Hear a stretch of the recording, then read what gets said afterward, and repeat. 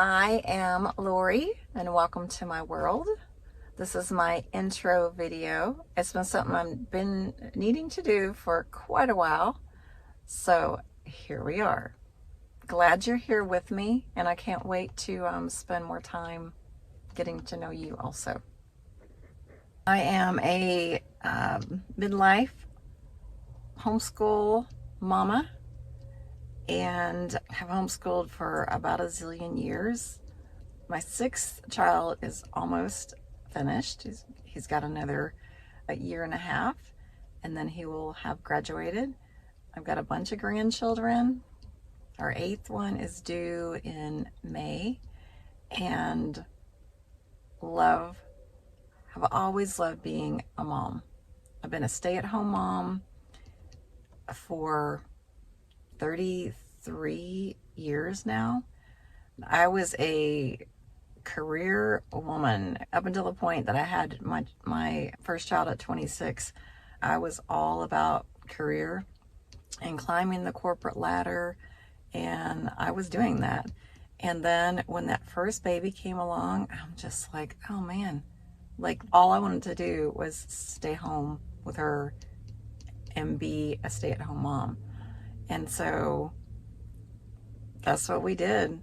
And at that point, I was the one who was making the most money. And so it was a struggle. It started years worth of financial struggle, but we just watched God always provide. And as we added the next child and the next child into the family, and I learned all the things about homeschooling, and some of the things that I learned along the way, both in homeschooling and other things, I look back at now and I'm like, you know what? Probably was not the thing to do. I looked to other people as experts and didn't really just see, even let God show me, like, I made you, and I made you amazing for the jobs that I've given you to do. And so that took me a long time to learn. A lot of stress, a lot of researching, hours and hours, a lot of money being spent on curriculums. And it also went into health, lots of health issues and costs associated with that. I dealt with a lot of overthinking and perfectionism and just the things that kind of keep you stuck. And I was trying to control. I was so fearful of, what if this happens to the kids, or what if I mess them up in homeschooling, and lots of what ifs. And I just, as much as I had faith, I didn't really have faith that I needed. And so that's been something over the last 5 years. God's taken me on a journey, and it's been beautiful because I've been able to unearth some of the things that I believed that weren't true and that were actually just holding me back. Yeah, it's been a great time of growth, and I'm not the same person that I was 5 years ago, and I have been coaching, some life coaching with some amazing women who, they love Jesus and they love their families, but they just feel like they're either anxious, or they're feeling stuck, or they feel less than, or since their kids have gotten older, since they're either empty nester or close to empty nester, they're struggling like I did with identity of, okay, now that I'm not needed so much, like what do I do? And it just really feels odd. And I love getting to help women to uncover some of that gook and put them on a new beautiful path, because I don't believe that we are here just to struggle by. I don't think that is the abundant life that the word says that Jesus came to give us.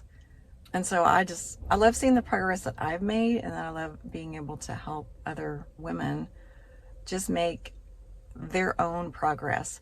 And it might just be that they develop more patience, or they develop these beautiful relationships with their children or daughters-in-law, son-in-law that they didn't have before. It might be that they set out and I've always wanted to start a business. It might be that they just take some brave steps to do that, or start a nonprofit. For some people, it's what the world views as like a bigger deal thing. And some, it's just, I finally got comfortable with myself, and I was able to lose that extra 10 pounds that I've been carrying around for the last 5-6 years. So everybody's journey looks different, but I believe that God has a purpose and a plan for each one of his people. And getting there, it's a journey part, but like when our mindsets change, our perspective changes, and we really start gaining an understanding of God's love for us and how he's walking with us along this journey.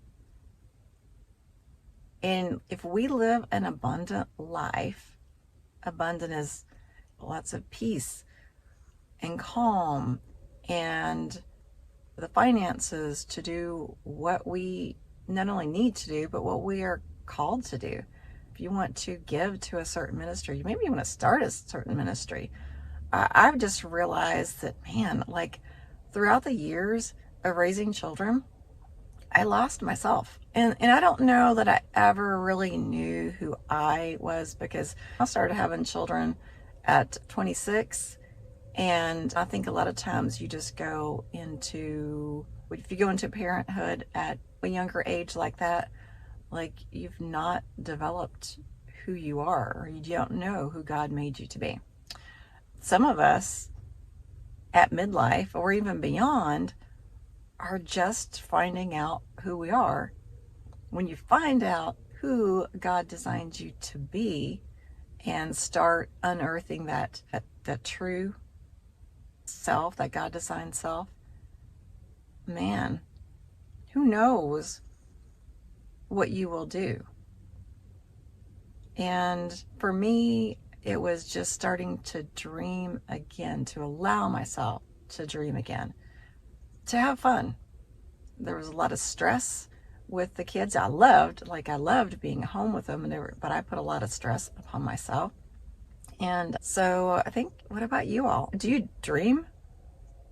And do you actually put those dreams into place? Do you accomplish anything, or the things that you would like to? Tell me in the comments what you would like to do. Or do you even dream anymore? Or is that something that you just squelch down and you think, I'm struggling just to get the things done that need to get done. And I feel like I'm pulled in 100 different directions, trying to still, even though your home might not be as busy as it was before. I think a lot of times we have been used to being so busy and so stressed for so long that even though our situation has changed at home, or maybe even outside of the home, even though it's changed, our thoughts and our nervous system and our actions, our emotions even, they're still the same. They haven't adjusted. We haven't said to ourselves, oh yeah, I'm not dealing with that situation or all these things at the house anymore, but I'm still acting like I'm the one that has to control everything. It's time for a lot of us just to start calming ourselves down. That's one thing that I learned several years ago at a very unfortunate time in 2016 when I lost my mother. I just realized how holistically made we are. We're body, mind, spirit, soul.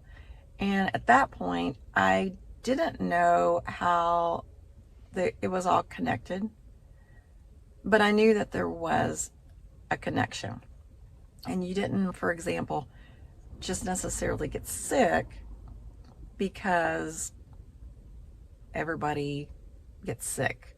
Sometimes when you have this diagnosis, there's actually an underlying emotional issue or trauma or something that has enabled your body just to break down. And your mind has a huge part of that too. And so it's been exciting for me especially over the last 3 or 4 years, just to make some of those connections. And I teach my women that I coach how to make those connections of your thoughts and your emotions and how you actually carry out your life and habits or actions. One of the things that I do is teach them how to take their thoughts captive. There's a scripture that says to take our thoughts captive.